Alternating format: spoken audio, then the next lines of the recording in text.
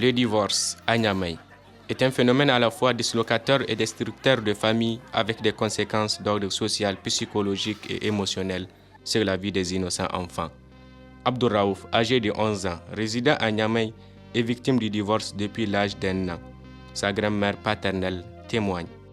Abdouraouf ay hamano nyongo de babo fay to nyongo go ankara babo go ankara nyongo go bini ina sambukan daido ay monda école ago seppe tintina kaka asbane wo garane skana sey konda azuru anen gisba iddo gore amma kokor banda so ho dogo go kana sago goro nyongo de babo fay nyongo to ba jiri way de fay wallahi seppe nago man nan no inde école zankay do no iga karam he am yek dangay ko nda he aka windo ray ma haja mina se so bay ko hin suru no sin sa haka ay ga artil karan dat burwa am yek kam ngam yek ko ni.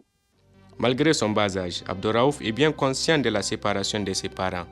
Ina bu mora te jiren kai fera ay baba te jiren kai fera pere bo gono kangina ay gekar dine karmo kai zena sene kati dane babu na sene koti. Il se prépare tous les matins, prend son petit déjeuner pour ensuite prendre le chemin de l'école, où il est un enfant timide selon sa maîtresse de classe. Abdouraouf est un enfant calme et timide. Vous voyez, qui est toujours dans son coin. Vous voyez même dans la classe, il est en dernière table. Mais il se débrouille pas mal. En le voyant même, on dirait qu'il y a quelque chose qui le dérange.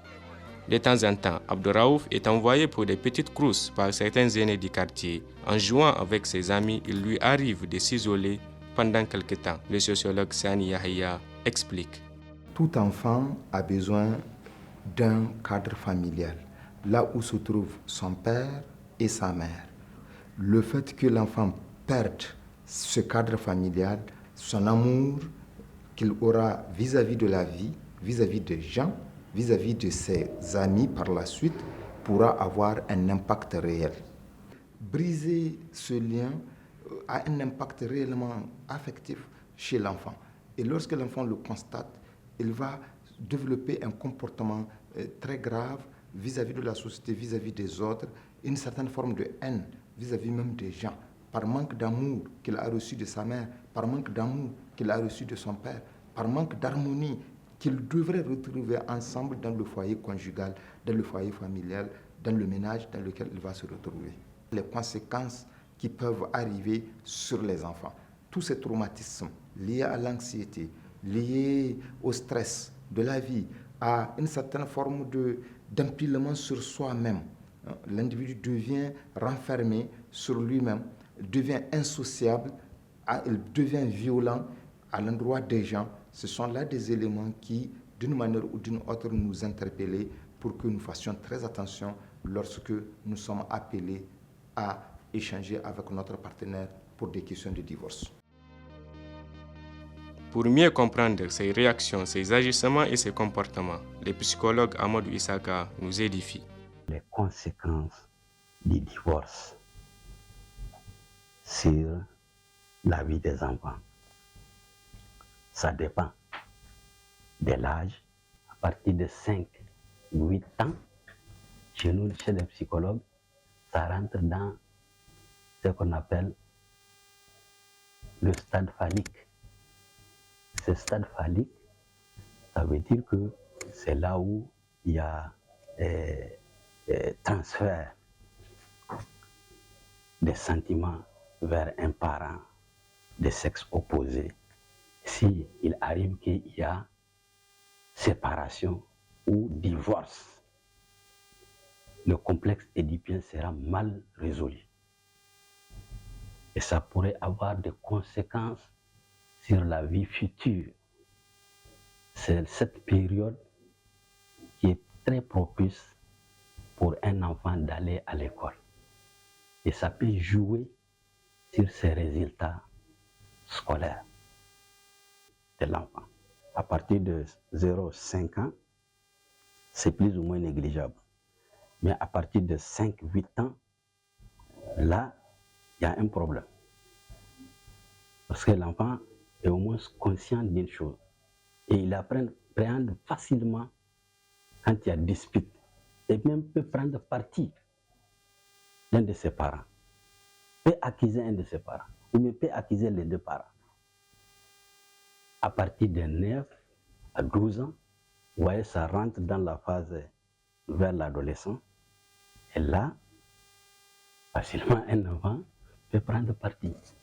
Parce qu'il est presque vers une maturation. En résumé, il y a le stress, il y a la colère, il y a la remise en cause de soi, de l'estime de soi, compris? Il y a la non-concentration et l'abandon de tout projet. Et il y a les échecs scolaires observés dans les résultats des enfants de divorce. Il y a un problème de choix d'identification par rapport à ses parents. Le secrétaire général de l'association islamique s'exprime sur le phénomène du divorce à Niamey. Donc, ce n'est pas interdit, mais c'est quelque chose qui fâche Dieu. Imagine quelque chose qui fâche Dieu, donc ce n'est pas normal. Les conséquences du divorce sont graves, plus graves. Parce que dans une société où les divorces sont nombreuses, il y a beaucoup de délinquance, il y a beaucoup de vols, il y a beaucoup de criminalité, il y a beaucoup de débauches. Ce n'est pas une société bien portée, c'est une société malade. Après le divorce, il faut trouver tout de suite une solution pour les enfants.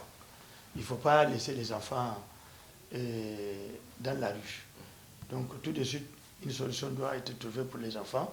S'ils peuvent rester avec la maman dans une condition favorable, ou ils peuvent rester avec son papa dans une condition favorable, mais ne créez pas de conditions qui vont frustrer les enfants, où ils ne peuvent pas rester ni avec le papa, ni avec la maman.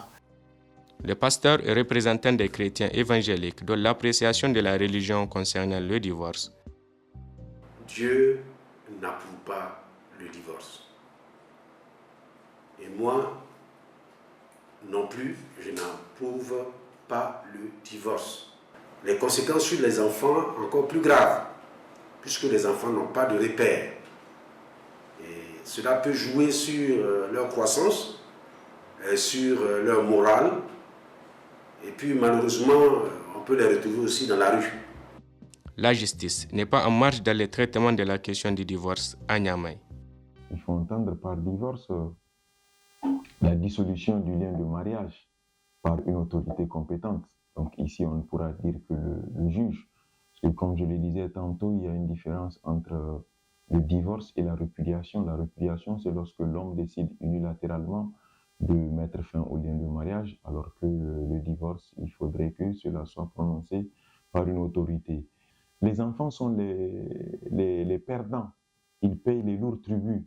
Ils partagent les mêmes lits avec les parents et maintenant, pouf, et cet enfant se retrouve soit avec sa mère ou du moins avec son père et souvent sans des visites, si vous voulez, récurrentes. Il y a des enfants qui font 1, 2, 3 jusqu'à 5 mois sans voir leur père, tout comme il y a des enfants qui vont au-delà sans voir leur propre mère.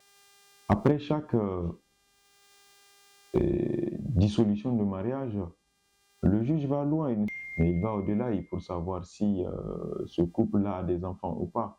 Et si ce couple a des enfants, ça veut dire qu'il faudrait que l'intérêt de cet enfant-là soit protégé. Et comment se passe la protection de cet intérêt? Et le juge procède à l'enquête pour voir avec lequel des deux parents ou bien avec laquelle des deux familles l'enfant, son intérêt est vraiment protégé. Le législateur a dit, bon, désormais, on va regarder l'intérêt supérieur de l'enfant après le divorce. On regarde toujours son intérêt supérieur pour confier la garde de l'enfant à son père ou à sa mère, et souvent même à des oncles qui réclament la garde.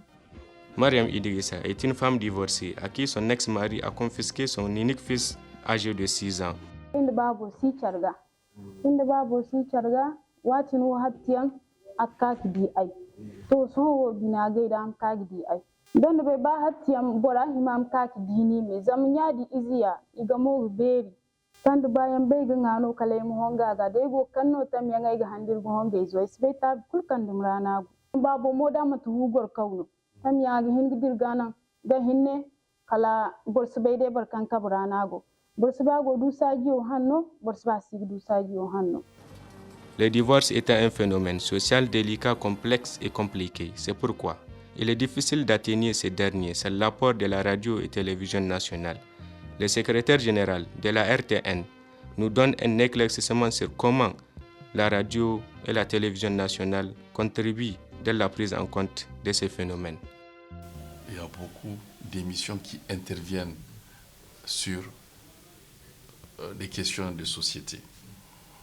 Beaucoup d'émissions, quand vous prenez la télévision, il y a des émissions qui sont animées, il y a des documentaires qui sont produits, il y a également des reportages qui sont réalisés. À la télé, tout comme à la radio, nous avons des émissions, surtout à la radio également, nous avons des émissions où il y a des émissions interactives, c'est-à-dire où les gens peuvent appeler et proposer des solutions. C'est dans ces cadres précis que nous intervenons au niveau donc de la sensibilisation des enfants affectés par le divorce. Au regard de la réalité quotidienne, le divorce est un véritable problème de société et les innocents enfants restent les plus touchés par les impacts de ces phénomènes. Alors, il est plus que jamais nécessaire que les parents puissent prendre en compte et penser aux enfants avant de prendre une quelconque décision qui y va dans le sens du divorce.